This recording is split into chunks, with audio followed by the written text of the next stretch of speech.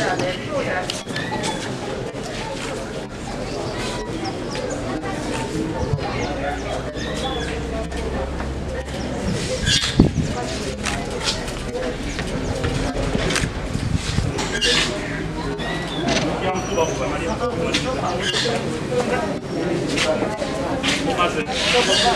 are done?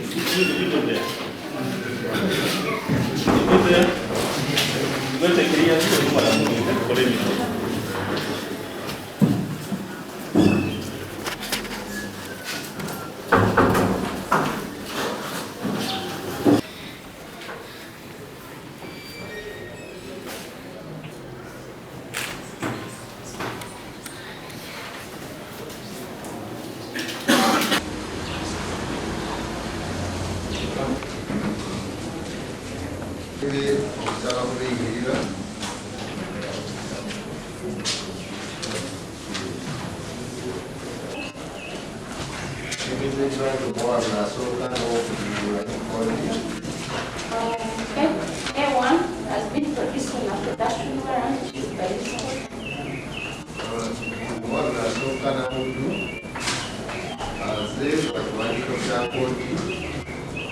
However, not the production warrant that was taken, rather she was arrested.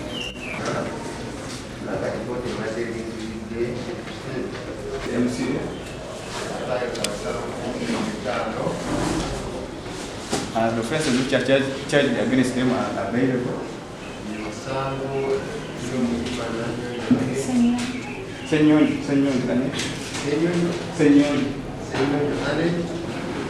who is a resident, 43 years old.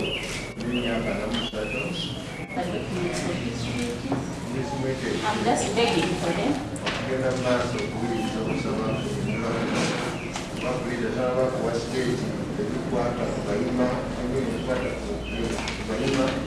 I've not had a chance to verify the same.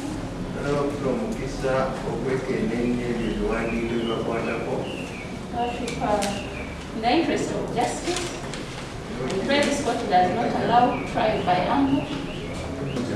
Gave them to her and they are on a desk before her.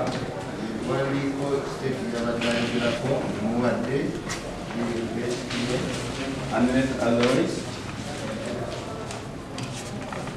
and Yosh. Verification of All honesty, I was given only these two documents. When I was standing up, that is when counsel started giving me the document. Okay, fine. Yes. Hearing is inherent in nature.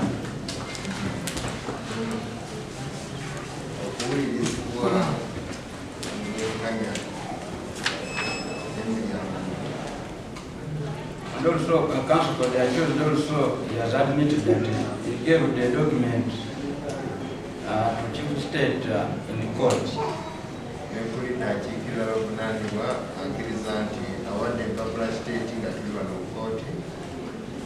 This may not be enough time for the Chief State to verify the document.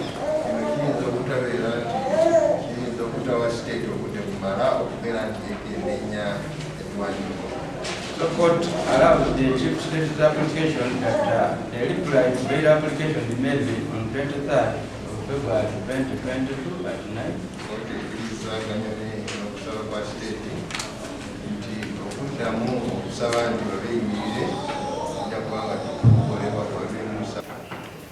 The status of F4, which is clearly stated out in the charge sheet, is an advocate